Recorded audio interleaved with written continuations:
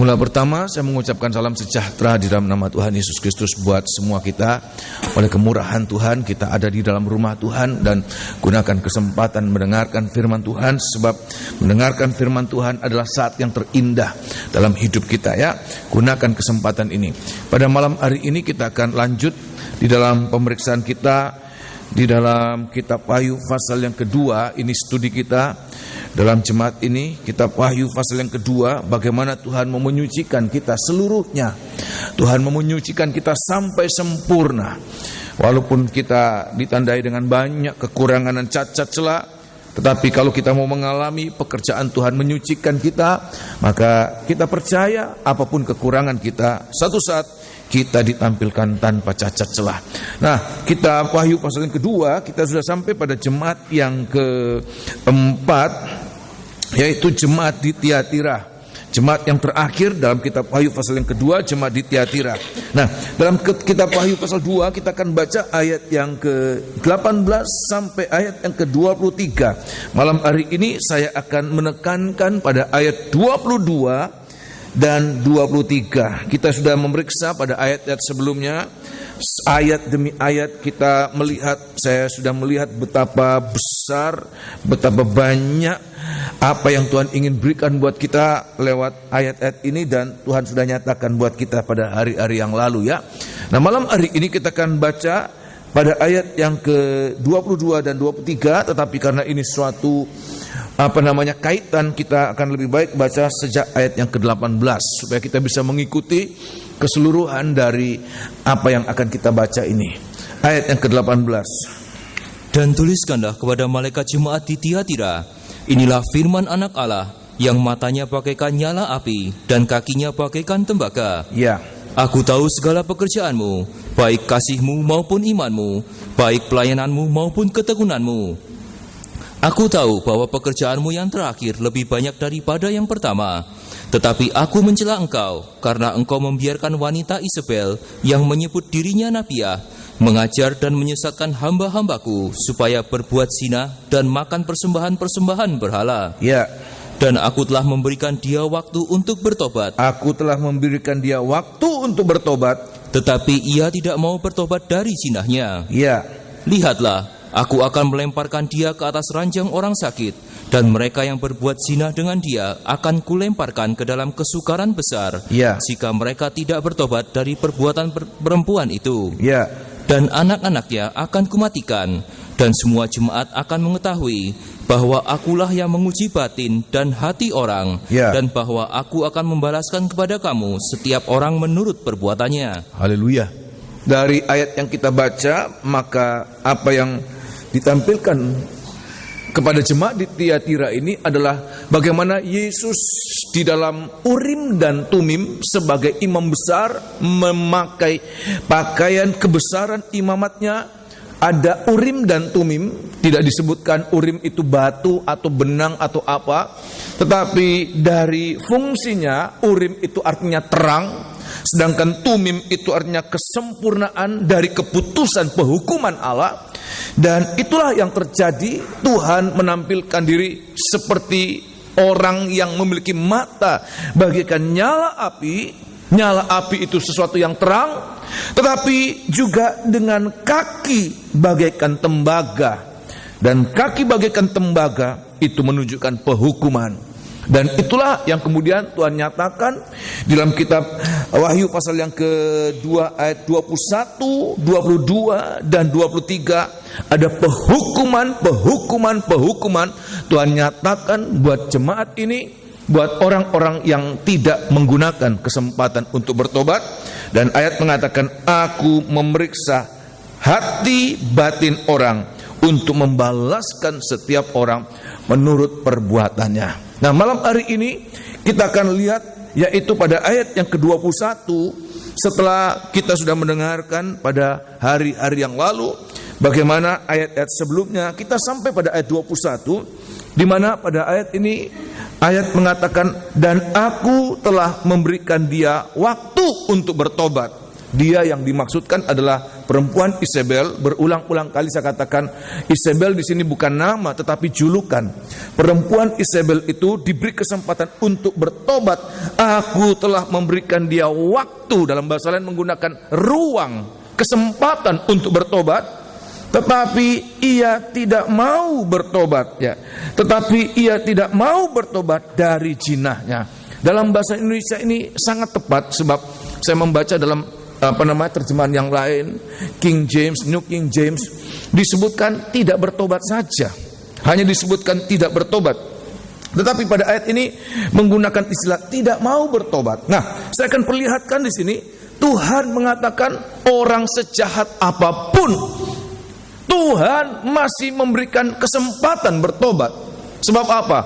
Dalam hidup kita sebagai manusia ini Tuhan memberikan kesempatan, waktu untuk bertobat, itu kesempatan dan kemungkinan untuk bertobat.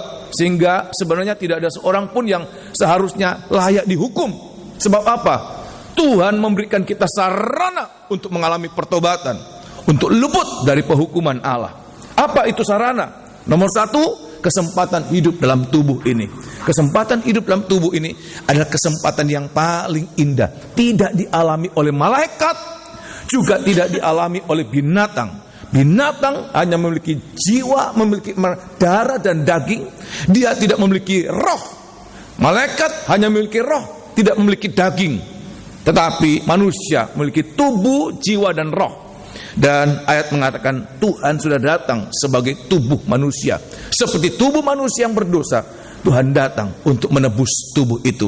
Selain itu, selain manusia mendapatkan hidup dalam tubuh ini, juga manusia mendapatkan kesempatan yang terbesar apa? Korban Kristus. Di dalam Roma pasal yang ke-8, suratan Roma pasal yang ke-8, taruh tanda pada ayat ini.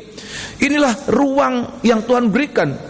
Bahkan Isabel sekalipun, wanita atau perempuan atau manusia, siapapun juga, kejahatan sekaliber Isabel sekalipun, Tuhan memberikan dia kesempatan untuk bertobat. Luar biasa maha adilnya Tuhan, ya. Roma pasal yang ke-8, sehingga tidak seharusnya manusia masuk dalam penghukuman. Tidak seharusnya. Itulah kemahaadilannya Tuhan. Roma pasal yang ke-8, ayat yang pertama sampai ayat yang ketiga. Kenapa? Tuhan begitu baik, Dia memberikan kesempatan ya untuk mengalami luput dari penghukuman Allah. Ayat yang ke-8, ayat yang pertama, pasal 8 ayat yang pertama, perhatikan. Demikianlah sekarang tidak ada penghukuman bagi mereka yang di dalam Kristus Yesus. Ya. Roh yang memberi hidup telah memerdekakan kamu dalam Kristus dari hukum dosa dan hukum maut. Perhatikan. Sebab apa yang tidak mungkin dilakukan hukum Taurat, tidak mungkin dilakukan oleh hukum Taurat, karena tak berdaya oleh daging. Daging yang lemah, yang tidak mampu untuk melakukan perintah Tuhan itu, ayat mengatakan, telah dilakukan oleh Allah. Ya. Dengan jalan mengutus anaknya sendiri dalam mengutus daging. Anaknya sendiri di dalam daging. Daging yang sama dengan daging manusia berdosa. Seperti daging kita. Semua kita, Rasul Paulus katakan, semua kita orang berdosa. Bahkan Rasul Paulus mengatakan, aku orang yang paling berdosa di antara semua orang berdosa. Tetapi perhatikan, Allah mengutus anaknya dalam daging. Dalam keadaan daging serupa dengan daging yang dikuasai oleh dosa.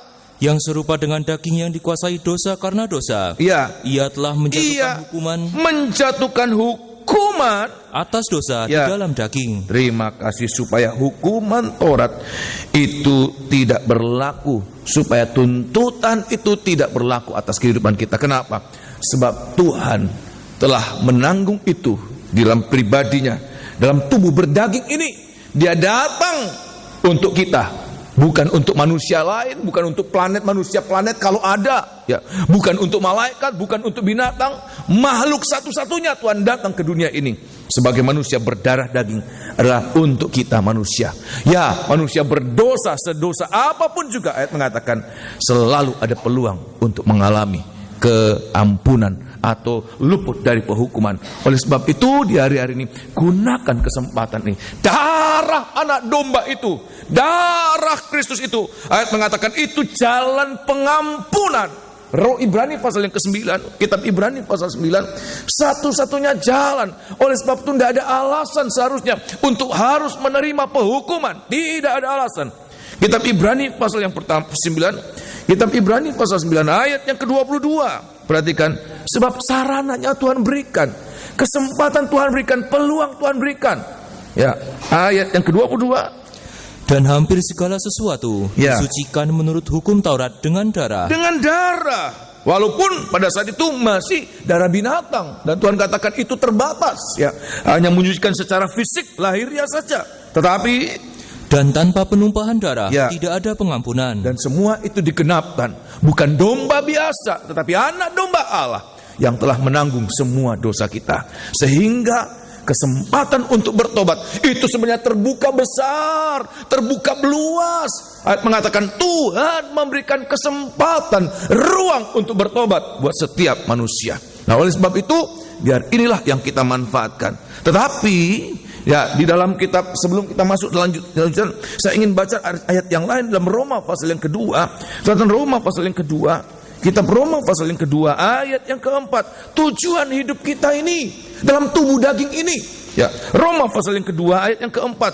Seringkali saya bacakan ini, tapi untuk meneguhkan apa yang akan saya sampaikan supaya saudara kemudian mendapatkan suatu pengertian yang lengkap, yang utuh. Ya, ayat yang keempat. Kitab Roma pasal yang kedua ayat yang keempat. Maukah engkau menganggap sepi kekayaan kemurahannya, kesabarannya, dan kelapangan hatinya? Tidakkah engkau tahu bahwa maksud kemurahan Allah ialah menuntun engkau kepada pertobatan? Menuntun kamu kepada pertobatan. Terima kasih. Pertobatan itu yang bahkan Tuhan berikan kepada manusia jahat sekali perempuan Isabel. Tuhan memberikan dia kesempatan untuk bertobat. Ya, dan semoga kita boleh mengerti ini. Ayat mengatakan jangan dianggap sepi. Apa itu? Nomor satu, kemurahannya. Apa itu kemurahannya? Kemurahannya itu kebaikannya, ya. Kebaikannya. Apa? Dia memberikan kesempatan, tidak langsung dihukum oleh Tuhan. Ya, ini ada kebaikan Tuhan. Bayangkan kalau manusia biasa berulang-ulang kali dibilangin tidak mau, langsung pikirnya cepat-cepat dihukum saja. Tapi Allah itu baik sekali. Dia memberikan kita kesempatan untuk bertobat, ya. Yang kedua, kesabarannya. Apa itu kesabarannya? Menunggu kapan manusia bisa bertobat. Tapi ingat, seperti karet yang ditarik, kesabaran Allah itu bukan tanpa batas. Satu saat kesabaran itu ada batasnya. Oleh sebab itu gunakan kesabaran Allah. Dan ayat mengatakan juga kelapangan hatinya, toleransinya untuk menerima kita. Dia tidak memberi syarat. Kamu akan mengalami pengampunan kalau kamu sudah tidak berbuat dosa paling tidak dalam 1 bulan, paling tidak dalam 1 tahun. Engkau abstain dari dosamu itu, engkau akan mengalami pengampunan. Tidak. Ayat mengatakan dia memiliki hati yang lapang, ada kelapangan hatinya. Untuk apa? Menerima kita apa adanya. Asal ada kemauan, asal ada kerinduan, kapan saja apapun keadaanmu, Tuhan katakan selalu ada kesempatan untuk bertobat. Sebab apa? Sebab memang untuk hidup dalam daging itu, tujuan kita hidup dalam daging adalah untuk mengalami pertobatan. Manusia yang tidak bertobat adalah manusia yang paling bodoh, adalah manusia yang paling jahat, yang tidak memanfaatkan kebaikan Allah. Dan oleh sebab itu inilah yang harus kita mengerti. Nah, kalau kita kemudian kembali di dalam kitab Wahyu pasal 22, dan kejahatan dari wanita Isabel ini kemudian benar-benar dibuktikan. Apa buktinya? Tolong baca sekali lagi pada ayat yang ke-21. Saya akan perlihatkan itu luar biasa jahat ini, ya. Ayat 21. Kenapa? Tolong baca, ya. Dan aku telah memberikan dia waktu untuk bertobat. Aku telah memberikan dia kesempatan, waktu, ruang untuk bertobat. Tetapi ia tidak mau bertobat dari zinahnya. Ia tidak mau bertobat dari zinahnya. Saya membaca dalam bahasa Inggris, khususnya King James, tidak seperti ini. Bahasa Indonesia itu lebih tepat, ya. Tidak mau bertobat, bukan hanya tidak bertobat, tetapi tidak mau bertobat. Dalam terjemahan yang lain menggunakan tidak ada keinginan, unwilling, has no desire to repent.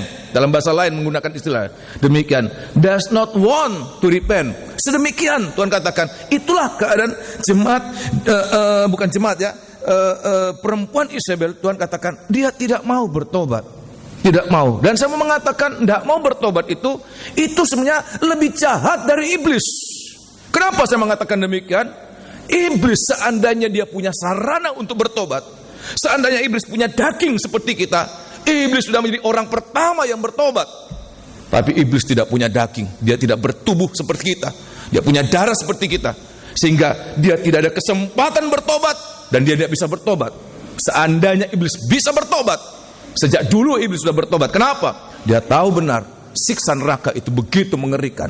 Oleh sebab itu, kalau ada orang yang tidak mau bertobat, itu lebih jahat dari iblis sekalipun yang menyebabkan dosa itu lebih jahat. Nah, malam hari ini saya sampaikan ada beberapa kesempatan, ada beberapa kemungkinan kenapa seseorang tidak bisa bertobat.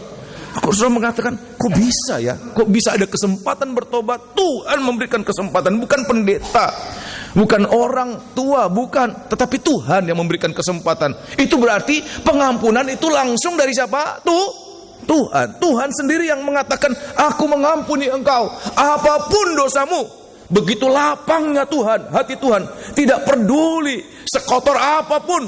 Yesaya menuliskan, Yesaya 1 ayat 18, walaupun dosamu merah seperti kermisi, aku siap memutihkan engkau lebih putih dari salju, bahkan seperti bulu domba lebih putih dari itu semua. Ya, Tuhan begitu lapang hati. Nah, saya akan sampaikan paling tidak ada tiga penyebab kenapa seseorang tidak mau bertobat. Yaitu nomor satu, yaitu kalau dia tidak mau sadar akan kesalahannya, walaupun firman Tuhan sudah datang kepada dia, walaupun teguran Tuhan sudah datang pada dia. Saya membaca ini dan saya merenungkan Tuhan, ada banyak kali saya merasakan Tuhan, kadang-kadang saya menyampaikan firman apa sudah terlalu keras mungkin. Saya kadang-kadang berpikir demikian, Tuhan mau kasih yang enak-enak gitu, yang lembut, tapi kok keras sekali Tuhan. Jangan-jangan jemaat sudah tidak tahan, terlalu keras. Tetapi kalau Tuhan masih memberikan, saya percaya itulah kesempatan kita untuk mengalami keobahan. Nah, kita lihat di dalam satu ayat di dalam kitab 1 Samuel, contohnya. Walaupun firman Tuhan sudah datang, tetapi tidak mau bertobat. Dengar firman, sering. Tiap kali datang pasti ada firman. Ya, 1 Samuel, kitab 1 Samuel pasal yang ke-15. Tetapi kalau tidak mau sadar, ya, sudah datang teguran, tidak mau sadar. Soal lihat, saya akan perlihatkan ini. Seseorang yang sangat membuat kesal dan sakit hati Tuhan, itulah Raja Saul. 1 Samuel pasal yang ke-15, 1 Samuel pasal yang ke-15, kita lihat pada ayat yang ke-10, sedemikian besarnya pelanggaran kejahatan dari Saul, sampai Samuel itu tidak bisa tidur satu malam. Sedemikian sakit dia, berkeluh kesah. Tolong baca ayat yang ke-10. Lalu datanglah firman Tuhan kepada Samuel demikian. Perhatikan. Aku menyesal karena aku telah menjadikan Saul raja. Sebab ia telah berbalik daripada aku. Dan tidak melaksanakan firman-Ku. Saya bisa baca ayat sebelumnya. Tuhan suruh kepada kepada Saul, tumpas itu Bani Amalek. Seluruhnya jangan bersisa. Semua yang bernyawa sampai barang semua jangan bersisa, binatang semua. Jangan ada belas kasihan, tumpah semua. Tetapi dia tidak melakukan seperti perintah Tuhan. Dan Tuhan tahu, Tuhan punya mata. Tidak perlu orang kasih tahu sebenarnya. Tuhan tahu. Tuhan tidak perlu bertanya. Tuhan tahu lebih dahulu. Ya, Tuhan lihat ketidaktaatan Saul. Kemudian maka sakit hatilah Samuel. Maka Samuel sakit hati. Allah berkeluh kesah, Allah menyesal, Allah sakit hati, Samuel juga sakit hati. Teruskan. Dan ia berseru-seru kepada Tuhan semalam-malaman. Bayangkan sampai tidak bisa tidur. Orang hamba Tuhan pendeta seperti Samuel sampai tidak bisa tidur, mikirkan ini loh ada satu orang ini. Ya, teruskan. Lalu Samuel bangun pagi-pagi untuk Ya. bertemu dengan Saul. Ya. Tetapi diberitahukan kepada Samuel demikian, Ya. Saul telah ke Karmel tadi, Ya. dan telah didirikannya baginya suatu tanda peringatan. Ya. Kemudian ia balik dan mengambil jurusan ke Gilgal. Ayat yang ke-13 perhatikan. Ketika Samuel sampai kepada Saul, Ya. berkatalah Saul kepadanya, Ya. diberkatilah kiranya engkau oleh Tuhan. Ya. Aku telah melaksanakan firman Tuhan. Nah, perhatikan, mungkin kita mengatakan terima kasih pada ayat ini. Walaupun Samuel sudah begitu susah, Tuhan sudah susah, Raja Saul seperti tidak ada apa-apa. Kedatangan Samuel, diberkati Tuhan, diberkatilah engkau, diberkati Tuhan kepada engkau, ya. Tuhan memberkati engkau, ya. Seperti tidak terjadi apa-apa, padahal dia sudah melanggar perintah Tuhan, membuat Samuel itu susah, membuat Tuhan itu susah. Seperti tidak ada apa-apa. Mungkin kita mengatakan dia tidak tahu mungkin kalau dia sudah berdosa. Tetapi waktu kemudian sudah bisa baca seterusnya, firman Allah datang lewat Samuel. Firman Allah berdatang kemudian menyatakan keadaannya. Apa yang terjadi? Bukannya menyesal, tapi kemudian perhatikan ayat yang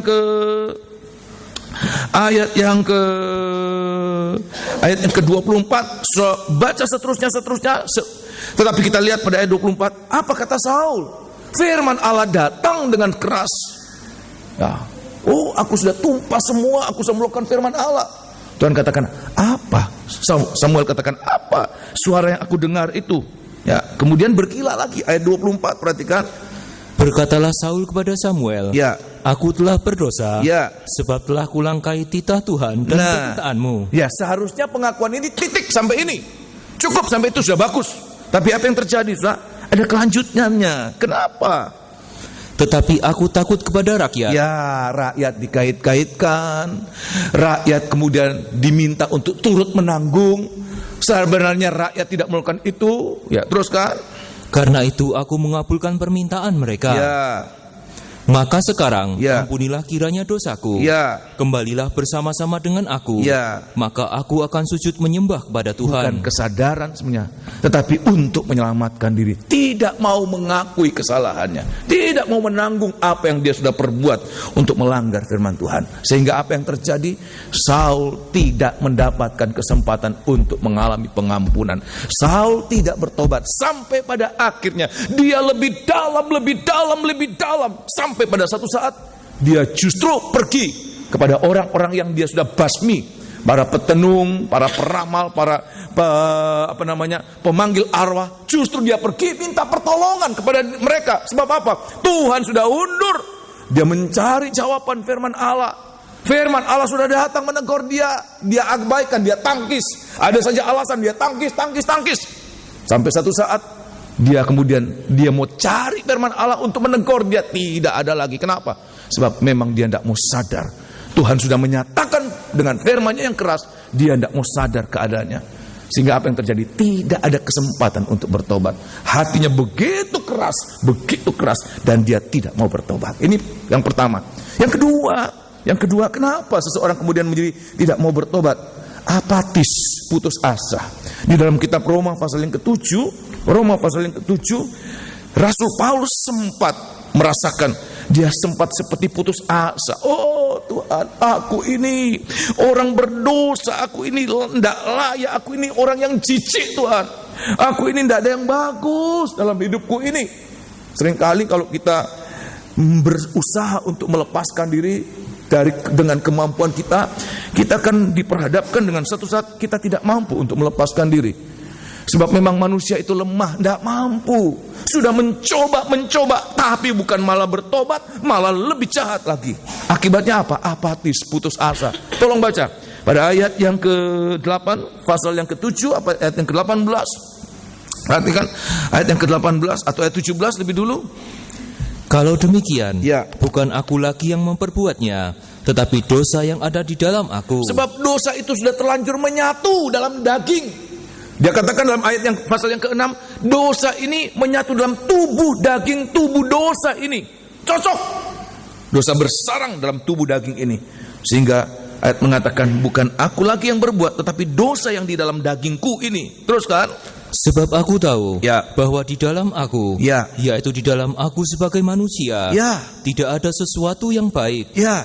Sebab kehendak memang ada di dalam aku, Ya. tetapi bukan hal berbuat apa yang baik. Ya, teruskan. Sebab bukan apa yang aku kehendaki, yaitu yang baik, yang aku perbuat. Terus. Melainkan apa yang tidak aku kehendaki, Ya. yaitu yang jahat, yang Ya. aku perbuat. Ayat 20.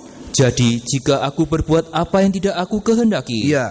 maka bukan lagi aku yang memperbuatnya, Ya. tetapi dosa yang diam di dalam aku. Ayat yang ke-24, perhatikan ini suatu terikan Rasul Paulus sebagai manusia biasa, manusia daging. Ayat yang ke-24. Aku manusia celaka. Aku manusia celaka. Teruskan. Siapakah yang akan melepaskan aku dari Ya. tubuh maut ini? Siapa yang dapat menolong aku? Siapa yang dapat melepaskan aku dari tubuh daging ini? Dia tahu dia berbuat dosa, tetapi tidak ada kemampuan untuk bertobat, tidak ada kemampuan untuk melepaskan diri. Dia mencoba, ya, dia ingin baik, tetapi bukan malah menjadi baik, lebih jahat lagi, lebih terperosok lagi. Saya membayangkan seperti kita masuk dalam pasir, apa namanya itu? Pasir hisap, sudah. Makin kita berusaha, makin tenggelam, makin kita berusaha, makin tenggelam. Ada kebiasaan-kebiasaan buruk, ada tabiat-tabiat yang tidak baik, ada karakter-karakter yang tidak baik. Makin kita berusaha, makin kita tidak mampu. Ya, kalau sampai kemudian kita hanya menggunakan kemampuan kita sendiri, nanti seperti Rasul Paulus katakan, siapa yang dapat melepaskan aku dari tubuh celaka ini? Tetapi ada lanjutan ayat yang ke-25 ini. Biar ini ada. Jangan kemudian putus asa, apatis. Saya sudah mencoba, nggak bisa, nggak bisa lepas, nggak bisa. Buat apa? Nggak usah lagi bertobat, nggak apa-apa. Saya sudah mencoba tapi nggak bisa. Ya, ayat yang ke-25 perhatikan. Syukur kepada Allah. Syukur kepada Allah. Oleh Yesus Kristus. Oleh Yesus Kristus Tuhan kita, dialah satu-satunya yang sanggup. Sebab apa? Dia seperti orang yang berada di luar pasir hisap itu. Dia yang mau mengangkat kita, dia yang sanggup mengangkat kita. Semua kita seperti sedang tenggelam, dan dia satu-satunya yang bisa berjalan di atas air, yang dapat menolong kita. Syukur Yesus itu, Kristus itu ada untuk apa? Menolong kita, memberikan kita kesempatan, memberikan kita kemampuan, memberikan kita kemungkinan. Untuk apa? Bertobat. Tetapi yang ketiga ini, jangan sampai yang ketiga. Apa itu? Dalam kitab Injil Yohanes pasal 3 ayat yang ke-19, tolong baca. Injil Yohanes pasal 3, ini benar-benar tidak bisa bertobat, ya. Kalau kemudian masih tidak sadar, ya, bisa saja satu saat firman Allah lebih keras, lebih keras. Kalau sudah keras sekali tidak bisa, ya sudah, dibiarkan oleh Tuhan. Tetapi kemudian orang putus asa, bisa saja saat putus asa Tuhan syukur masih Tuhan memberikan kesempatan. Tetapi kalau Injil Yohanes pasal 3 ayat 19 apa? Pada saat manusia lebih suka kegelapan daripada terang, itu membuat manusia tidak bisa bertobat. Dia tidak mau bertobat. Dia benar-benar tidak mau bertobat. Kenapa? Memang dia hidup dalam, bukan hidup berdosa, tetapi dalam keadaan berdosa. Dia tahu dia berdosa, dia tahu ada kesempatan untuk bertobat, tetapi dia lebih enak hidup dalam kegelapan. Tolong baca ayat 19. Yohanes 3 ayat 19. Dan inilah hukuman itu. Ya. Terang telah datang atau ayat ke dalam... yang ke-18. Ayat 18. Ayat yang ke-18. Ya. Barang siapa percaya kepadanya. Barang siapa percaya kepadanya, ia tidak akan dihukum. Ya. Barang siapa tidak percaya. Seharusnya tumim itu tidak harus dialami. Urim itu memberikan kita kesempatan dan kesadaran untuk mengalami luput dari penghukuman Allah. Siapa yang di dalam Tuhan luput dari hukuman Allah. Ya, ayat mengatakan, teruskan. Barang siapa tidak percaya. Tetapi barang siapa tidak percaya, ia telah berada di bawah hukuman. Apa itu? Ayat yang ke-19. Sebab ia tidak percaya dalam nama Anak Tunggal Allah. Ya, apa ayat yang ke-19?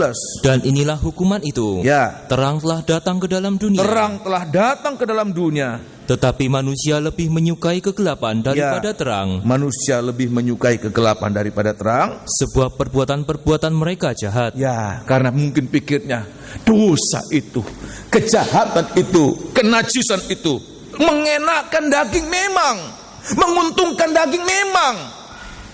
Sehingga walaupun ada kesempatan hidup dalam terang, tidak mau bertobat, tidak mau hidup dalam terang. Kenapa? Dia lebih senang, dia lebih suka hidup dalam kegelapan, hidup dalam dosa, daripada luput dari penghukuman Allah. Oleh sebab itu, biar kita jangan sampai terjebak pada ayat-ayat ini ya, pada keadaan ini. Tapi biar kita menggunakan, selalu ada kesempatan, selalu ada pengharapan. Apapun dosa kita, kalau saya membayangkan manusia seperti Isabel saja masih mendapatkan kesempatan, apalagi kita. Saya yakin tidak ada di antara kita sedemikian sekualitas Isabel. Kalau Isabel masih mendapatkan kesempatan, apalagi kita tidak sadar, apalagi kita tidak tahu.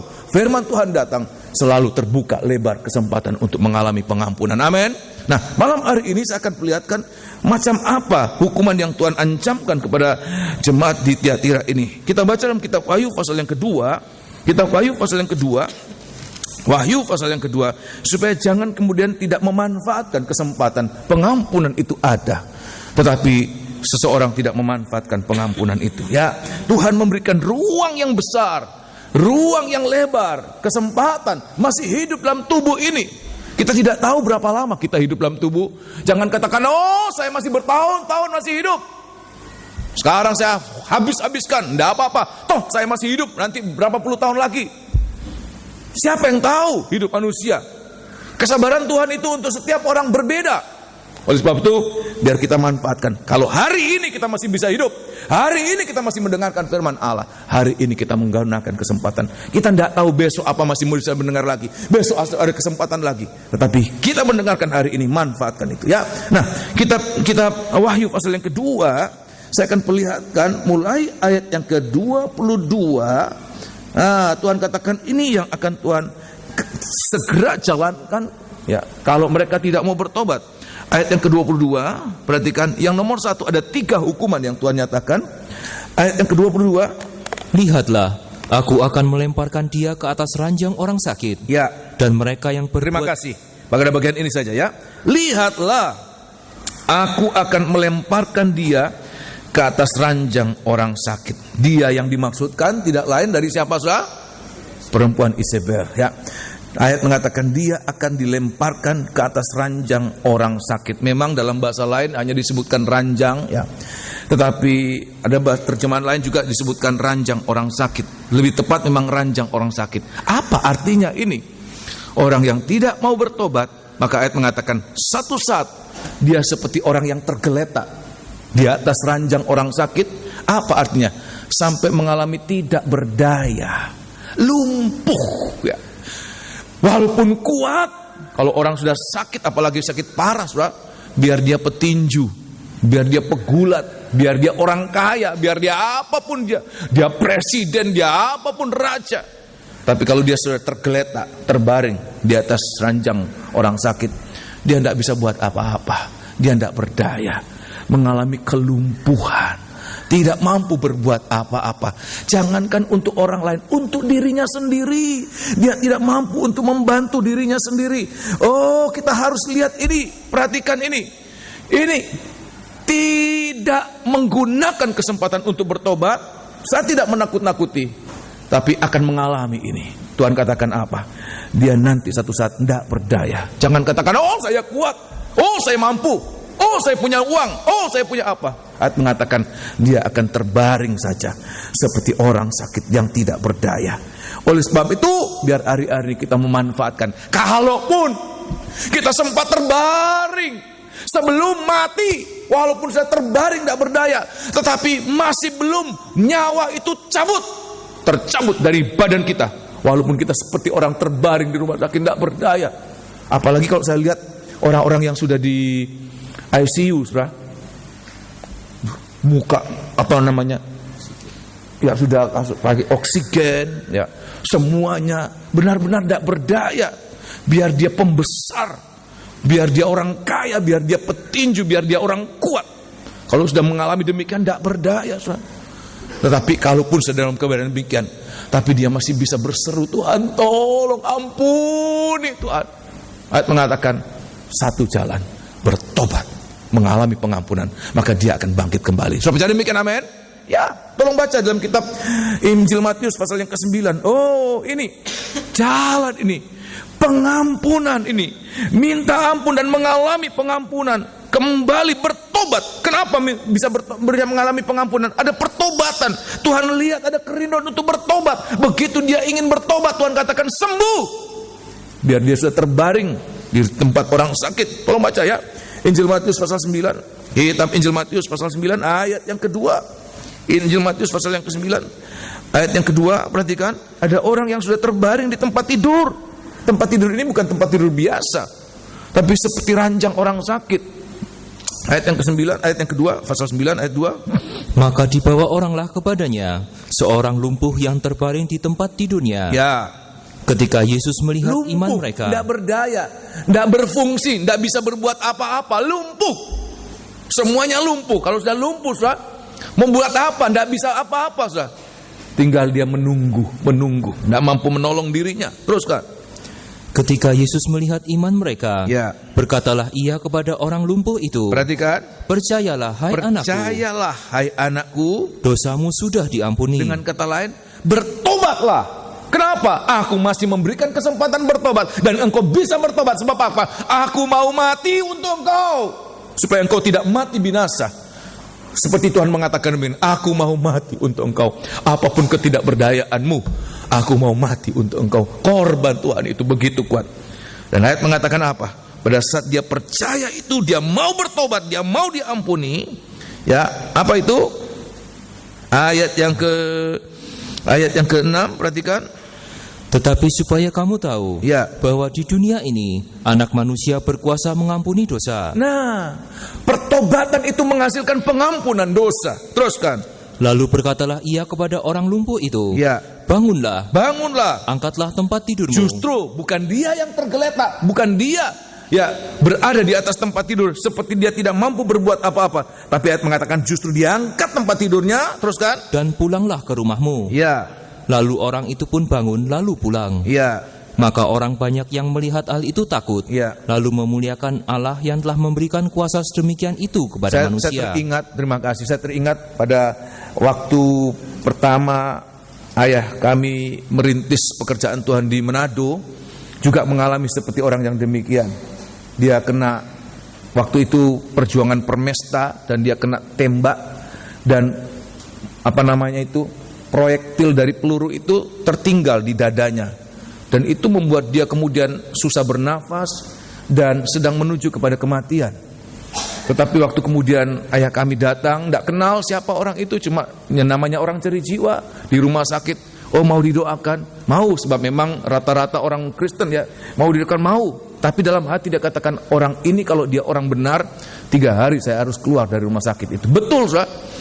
Dalam 3 hari dia berdoa, papa saya tidak tahu apa yang dalam hatinya, tapi cuma berdoa dengan polos, dengan tulus, berdoa sungguh-sungguh, Dan apa yang terjadi? Dalam 3 hari dia sudah bangun. Kemudian 3 hari berikut datang lagi menjenguk, pikirnya untuk sembahyang lagi, follow up, dia sembahyang lagi. Bagaimana om itu? Apakah lebih baik? Maafkan atau lebih buruk lagi? Datang sudah tidak ada. Tanya, mana yang di tempat ini? Sudah pulang. Tidak dijemput, sebab keluarga tidak menyangka kalau secepat itu dia mengalami keajaiban kesembuhan. Seperti orang ini angkat, dia bawa sendiri kopernya, dia bawa sendiri, juga tikarnya mungkin seperti ini, angkat tempat tidurmu dan berjalanlah. Sedemikian Tuhan mampu. Orang yang tidak berdaya, dia mengalami pertobatan, dia mengalami pengampunan, dia mengalami kesembuhan. Yang tidak berdaya bisa berdaya. Amin. Oleh sebab itu di hari-hari ini jangan sampai kemudian mengeraskan hati. Tuhan, saya tidak mau walaupun ada kesempatan. Yang rugi kita, bukan Tuhan yang rugi, kita yang rugi. Oleh sebab itu jangan keraskan hati. Tetapi seperti orang lumpuh ini, walaupun mungkin dia sudah tidak berdaya, tapi dia katakan, Tuhan, aku mau bertobat. Sebab Tuhan katakan, aku mau mati untuk engkau. Dan dia mengalami itu, dan dia mengalami pengangkatan. Oleh sebab itu di hari-hari ini sebenarnya Tuhan tidak ingin membunuh, Tuhan tidak ingin menghukum Isabel, tapi Isabel yang lebih suka dihukum oleh Tuhan. Yang kedua, pada ayat selanjutnya, yaitu siapa? Ayat mengatakan, mereka yang telah berbuat zina dengan dia, mereka yang telah berbuat zina dengan Isabel. Kalau kita baca pada ayat yang sebelumnya, yang berbuat zina dengan dia siapa? Itu hamba-hambaku, itu hamba-hamba Tuhan. Saya membaca ini, Tuhan tolong kami ini. Sebab kalau tidak mengalami pertolongan Tuhan bisa terseret-seret dengan demikian. Hamba-hamba Tuhan juga boleh jatuh dalam perzinahan secara jasmani, secara rohani. Ayat mengatakan dan ya. Ayat 22 tolong baca, ayat 22. Lihatlah, aku akan melemparkan dia ke atas ranjang orang sakit. Ya. Dan mereka yang berbuat zina dengan dia. Dan mereka yang berbuat zina dengan dia akan kulemparkan ke dalam kesukaran besar. Akan kulemparkan ke dalam kesukaran yang besar. Berbuat zina dengan dia ada kaitannya. Ya, jadi yang menyebabkan dosa dan yang ikut dalam dosa ini juga mengalami. Oleh sebab itu jangan kemudian saling melemparkan. Adam melemparkan kesalahan kepada Hawa. Hawa melemparkan kesalahan kepada iblis. Sama-sama dikutuk, sama-sama mengalami kesulitan. Oleh sebab itu jangan mau ya. Dan ayat mengatakan mereka yang berbuat zina dengan dia akan kulemparkan dalam kesukaran besar. Kesukaran besar yang dimaksudkan di sini bukan kesukaran besar seperti yang ada pada kitab Wahyu pasal yang ke-7. Tolong baca. Ada istilah yang hampir sama tetapi berbeda konteksnya. Kitab Wahyu pasal yang ke-7 ayat yang ke-14. Waktu Rasul Yohanes melihat ada begitu banyak orang-orang kafir yang kemudian menjadi percaya, yang menjadi anak-anak Tuhan, mengalami penebusan oleh darah Tuhan, bahkan dia disucikan, dia dibasuh oleh darah Tuhan. Begitu putih pakaiannya dengan palem, daun palem di tangannya, dan menyanyikan lagu pujian. Nah, kemudian waktu dia tanya siapa mereka, dari mana mereka datang, ayat 14, perhatikan. Maka kataku kepadanya, ya. Tuanku, Tuhan mengetahuinya. Ya. Lalu ia berkata kepadaku, mereka ini adalah orang-orang yang keluar dari kesusahan yang besar. Kesusahan besar. Dalam kitab Wahyu pasal 2 ada kesukaran besar. Memang hampir sama istilahnya, tetapi sangat berbeda konteksnya. Teruskan. Dan mereka telah mencuci jubah mereka, ya. Dan membuatnya putih di dalam darah anak domba. Sebab kesusahan besar yang dialami oleh orang-orang yang melambaikan daun palem dengan memakai jubah putih adalah kesulitan, kesusahan, sengsara yang dialami karena mengikut Tuhan. Untuk demi mengalami penyucian mereka harus bayar dengan kesulitan, aniaya, sengsara. Dalam Kisah Rasul mengatakan untuk masuk surga harus mengalami banyak aniaya, untuk beribadah mengalami banyak aniaya, banyak sengsara, dan itu dialami sejak gereja hujan awal. Bahkan sampai kita melihat bagaimana kalau kesulitan, jangan kemudian kita menuntut keadilan sosial. Jangan, kita orang minoritas digencet. Memang sudah itu ya, kalau dikatakan kodrat ya, sudah itu kodrat anak-anak Tuhan, mengalami tekanan, mengalami aniaya. Kita tidak usah kemudian, Tuhan, kalau saja Indonesia mayoritas orang Kristen, kita bisa bebas buka gereja di mana-mana. Siapa bilang di Manado juga sulit bangun gereja, saudara? Di Ambon juga tidak mudah bangun gereja. Ya, sama saja. Memang itu adalah bagaikan kodrat anak-anak Tuhan. Kamu dianugerahi bukan hanya untuk menjadi percaya, tetapi juga untuk apa? Menderita. Ada kesusahan yang kita alami. Tetapi kesusahan yang dialami oleh orang-orang yang berbuat zina dengan Isabel, Tuhan katakan itu kesusahan karena tangan Tuhan itu menekan, bukan karena mengikut Tuhan, tetapi karena ada kesalahan di dalam hidupnya, ada kesalahan dalam menikahnya, ada kesalahan dalam pelayanannya, sehingga dia mengalami kesulitan, masalah, kesusahan. Dan kesusahan yang dialami bukan kesusahan biasa. Kalau sakit mungkin sakit yang dahsyat. Kalau mengalami kekurangan yang dahsyat sampai bangkrut, sampai kurang, sampai tidak bisa apa-apa, sampai mau makan saja susah. Padahal anak Tuhan, pada hamba Tuhan. Tetapi perhatikan, dalam setiap penderitaan yang kita alami, saya selalu teringat Pendeta Pong mengatakan, nomor 1, kita memeriksa dari mana datangnya itu. Kalau itu penyucian, perhatikan, jangan takut. Sebab ayat mengatakan Tuhan menyertai kita. Tetapi kalau kemudian itu kesalahan kita harus mohon Tuhan, mohonkan belas kasihan. Sebab apa? Pada ayat yang ke-23 ini, ayat yang ke-20 berapa? Ayat 22, tolong baca. Kesusahan besar itu sebenarnya ada kesempatan untuk berhenti. Kapan? Tolong baca. Ya. Ayat yang ke-22. Wahyu pasal 2. Ya, ayat 22. Lihatlah, aku akan melemparkan dia ke atas ranjang orang sakit. Ya. Dan mereka yang berbuat zina dengan dia, perhatikan, akan kulemparkan ke dalam kesukaran besar. Akan kulemparkan ke dalam kesukaran besar jika mereka tidak bertobat dari perbuatan-perbuatan perempuan itu. Dengan kata lain, kalau mereka bertobat, aku tidak melemparkan. Kalaupun sudah terlanjur dilemparkan, aku bisa menghentikan. Sudah bisa mengerti demikian, amin? Ya, saya kasih contoh di dalam kitab Mazmur pasal yang ke-32, kitab Mazmur pasal yang ke-32. Nah, kitab Mazmur pasal yang ke-32, dalam setiap kesusahan yang kita alami, perhatikan, kita harus periksa ini. Kesusahan ini datangnya dari iblis. Kalau kesusahan itu datang dari iblis, Tuhan katakan jangan takut. Aku di pihakmu. Siapa yang akan melawan kalau aku di pihakmu? Walaupun kita mengalami seperti domba sembelihan, Rasul Paulus katakan dalam kitab Roma pasal 8, walaupun kita seperti sampai tidak berdaya, seperti domba sembelihan, tapi Tuhan katakan engkau akan dibuat lebih daripada pemenang. Kenapa? Kesusahan itu datang dari iblis. Tapi kalau kesusahan itu datang dari Tuhan, siapa yang akan membela engkau? Kecuali satu perkara, berhenti. Ya. Kita Wahyu pasal yang ke-32. Mazmur pasal 32, maafkan. Mazmur pasal 32. Kalau engkau tidak berhenti, ayat mengatakan, selalu kebaikan Tuhan itu Tuhan nyatakan. Oh, haleluya. Ayat yang ke-32, perhatikan. Pasal 32 ayat. Pasal 32 ayat yang ketiga. Selama aku berdiam diri. Nah, kata berdiam diri itu tutup mulut, menyembunyikan. Ya, ditanya tidak ngaku, ditanya tidak mau ya jawab ya. Teruskan, berdiam diri, teruskan. Tulang-tulangku menjadi lesu. Tulang-tulangku menjadi lesu, teruskan. Karena aku mengeluh sepanjang hari. Ya, kenapa? Sebab siang malam tanganmu menekan aku dengan berat. Bukan tangan iblis yang menekan. Kalau tangan iblis, Tuhan akan menopang engkau. Apapun penderitaan, ayat mengatakan Tuhan tidak izinkan kita ditindas, kita dianiaya, kita dibebani lebih dari kemampuan kita. Itu kalau dari iblis, kita dicobai. Tuhan menyertai kita. Tetapi kalau tangan Tuhan yang menekan kita, siapa yang akan membela kita, saudara? Siapa? Ayat mengatakan, sebab siang malam tanganmu menekan aku dengan berat. Sumsumku menjadi kering, seperti oleh teriknya musim panas. Tetapi pada ayat yang kelima, dosaku kuberitahukan kepadamu. Pada saat dia buka mulut, Tuhan, aku sudah berdosa. Perkataan ini dituliskan oleh Raja Daud pada saat dia melakukan dosa pelanggaran dengan Batsyeba. Teruskan.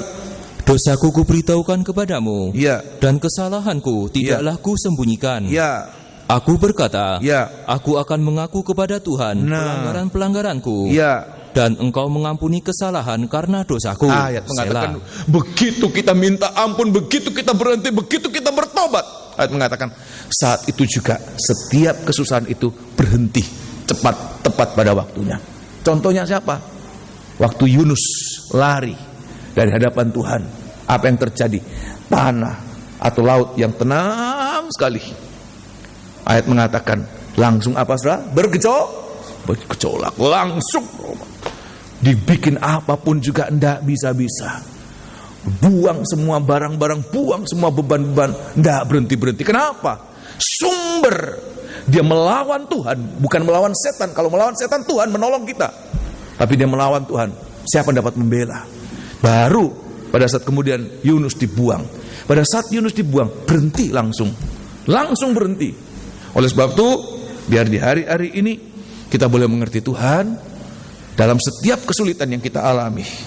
Nomor satu, dari mana ini datangnya? Kalau dari setan, jangan takut, Tuhan menyertai kita. Tapi kalau dari Tuhan, satu kata mengatakan, jangan tutup mulut, jangan berdiam diri, tetapi dosaku kuakui dan Tuhan mengampuni. Oh, ini luar biasa.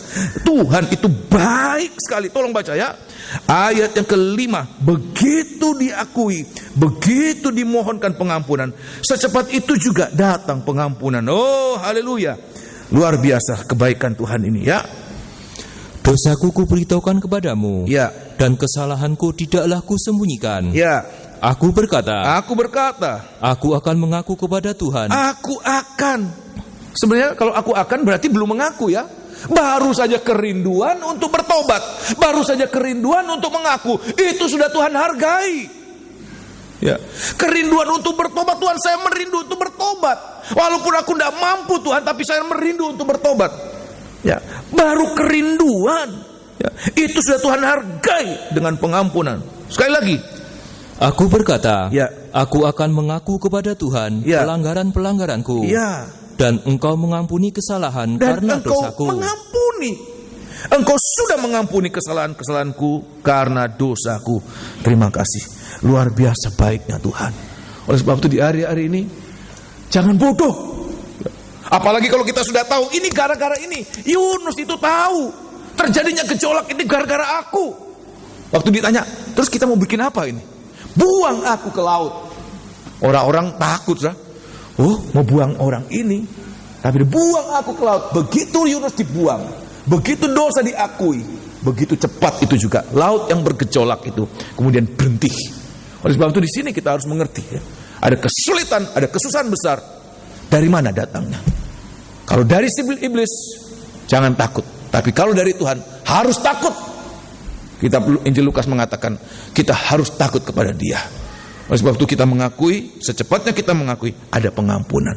Tuhan tidak menjatuhkan, tidak melemparkan, tapi kalaupun sudah terlanjur dilemparkan, Tuhan bisa tarik kembali. Supaya demikian, amin. Dan yang ketiga, pada ayat 23, perhatikan ayat 23 kita Wahyu pasal yang kedua. Wahyu pasal yang kedua, ayat yang ke-23. Oh, haleluya. Wahyu pasal yang kedua. Tuhan kita itu Allah yang baik. Selalu ada kesempatan untuk mengalami keubahan. Selalu Tuhan memberikan kesempatan untuk bertobat. Ayat yang ke-23, dan anak-anaknya akan kumatikan. Ya. Dan semua jemaat akan mengetahui, ya, bahwa akulah yang menguji batin dan, ya, hati orang, dan bahwa aku akan mengalaskan kepada kamu setiap orang menurut perbuatannya. Terima kasih. Ayat yang ke-23, anak-anaknya ini tidak dimaksudkan secara lahiriah. Isabel punya anak-anak, apalagi anak perzinahan, tidak, ya. Dengan para hamba-hamba Tuhan, kemudian berapa lama dia, orang melahirkan paling cepat 1 tahun 1 kali. Ibu saya 1 tahun 1 kali, itu saya paling rapat, ya. Tidak ada yang lebih rapat lagi dari itu. Mau 1 tahun 2 kali tidak mungkin, ya. Jadi anak-anaknya itu bukan anak secara lahiriah, bukan, ya. Tapi anak-anaknya itu adalah pengikut-pengikutnya, followers, ya, loyalisnya, yang mengikut apapun yang dikatakan oleh Isabel, ya, apapun. Nah, waktu saya baca ini, ayat mengatakan anak-anaknya akan kumatikan. Dalam bahasa yang lain lebih tegas lagi, I will kill with death. Kill itu sudah bunuh, death itu kematian. Ini begitu Tuhan murka, ya, aku akan mematikan, ya, anaknya kumatikan, ya, kubunuh dengan kematian, ya. Nah, perhatikan apa ini artinya, ya, mengalami kematian. Kenapa? Lebih mendengarkan Isabel daripada mendengarkan Tuhan. Begitu dia loyal, apapun yang dikatakan Isabel, oke. Ya, salah benar, oke. Padahal dia menyesatkan. Dia lagi tidak memperhatikan perintah Tuhan, firman Tuhan, tapi lebih mendengarkan perkataan Isabel. Ini followersnya ini. Ya, ayat mengatakan, aku akan mematikan. Tadi kita sudah baca kitab Injil Yohanes pasal 3 ayat 19. Apa itu mati? Yaitu walaupun masih dalam tubuh jasmani ini, tapi apa yang dikatakan tadi, dia lebih suka apa? Gelap daripada terang. Ada kesempatan untuk bertobat, tetapi dia tidak mau bertobat walaupun masih dalam tubuh ini. Dan ayat itu kemudian digenapkan dalam kitab Wahyu. Tolong baca kitab Wahyu pasal yang ke-9. Dalam kitab Wahyu pasal 9 ada orang-orang sedemikian dia terkuat, dia terkait, ya, sampai ada kesempatan untuk bertobat, tidak mau bertobat. Ayat yang ke-20, perhatikan, ada kesempatan pengakuan dosa itu.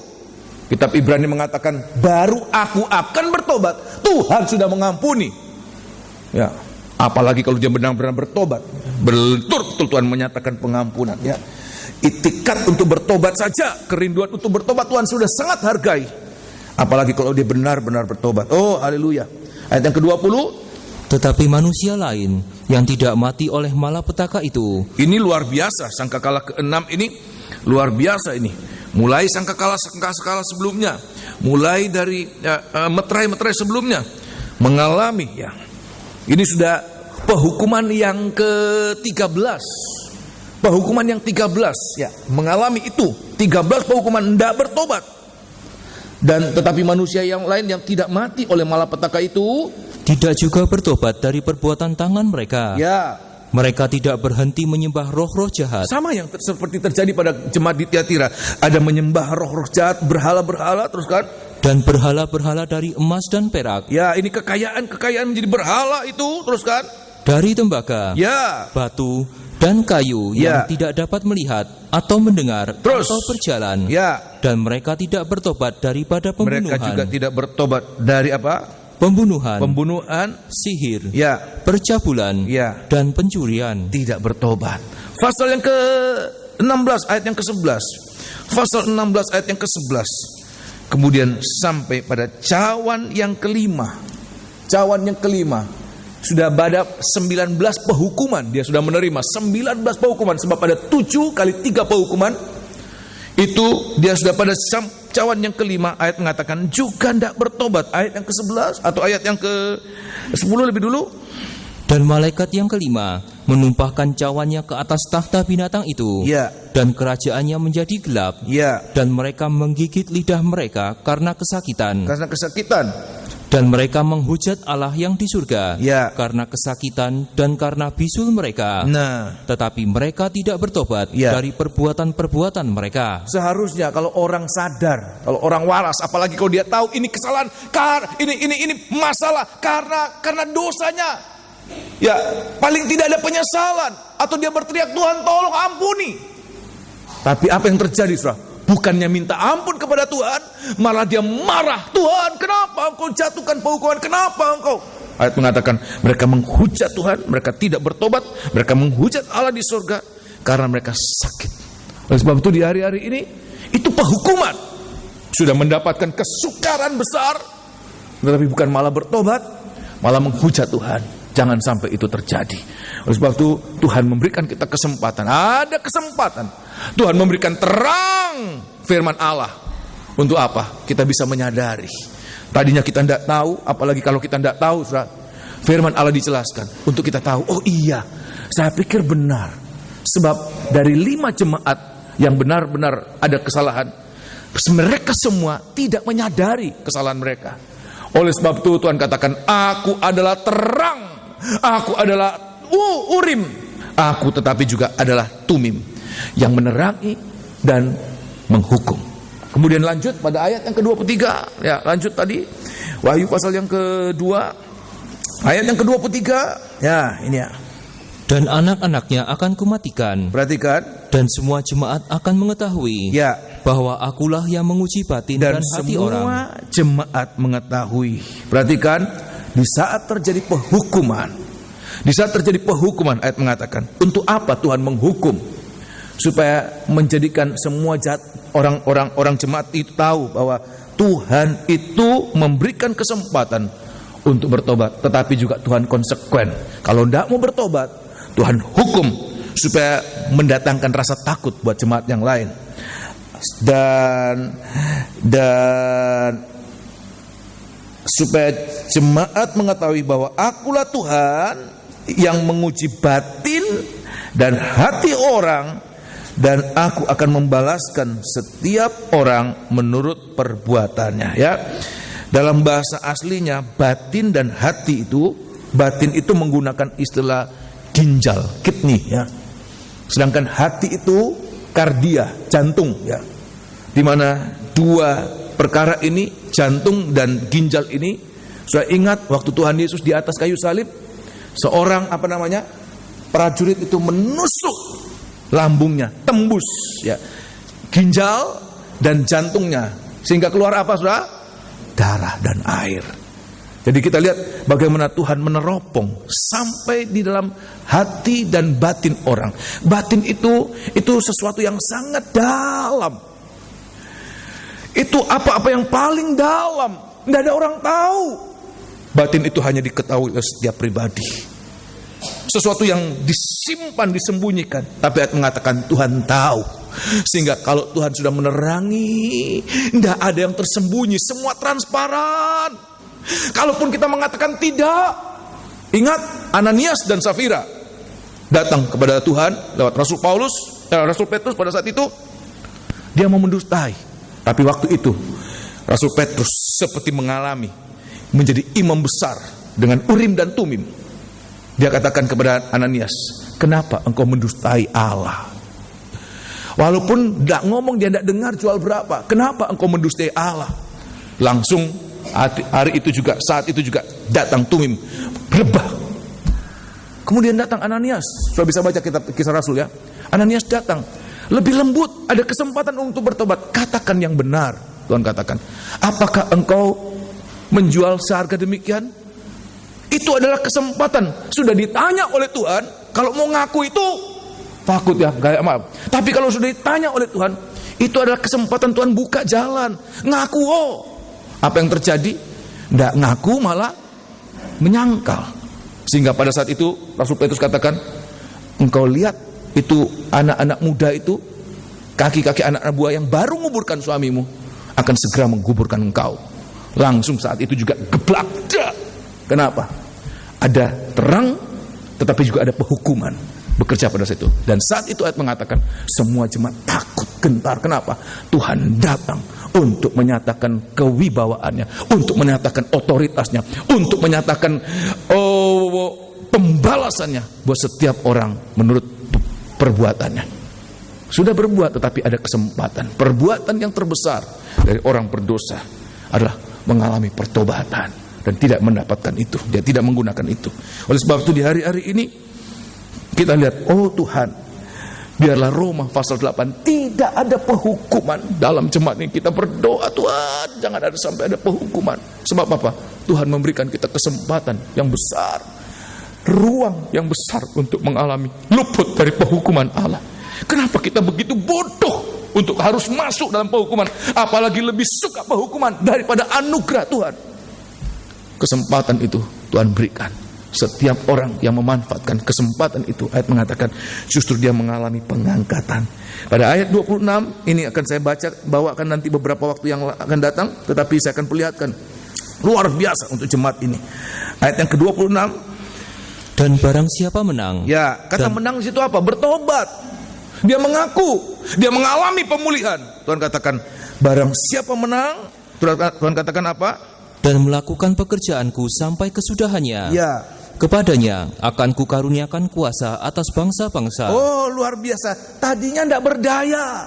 Seperti orang yang berada di ranjang orang sakit, tidak berdaya. Sudah mengalami, kalau zaman sekarang, kalau dulu tidak ada, ya. Oksigen itu tidak ada, infus itu tidak ada ya.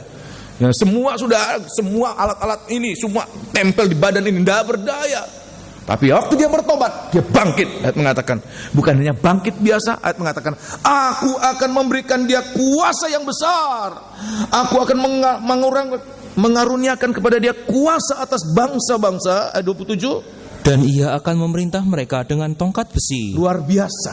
Bukan menjadi orang yang tidak berdaya, tetapi orang yang sangat powerful. Ya. Ayat mengatakan, ada tongkat besi, di mana bangsa-bangsa itu mereka akan serapu. Ayat mengatakan serapu tembikar, serapu periuk tanah itu. Ayat 27.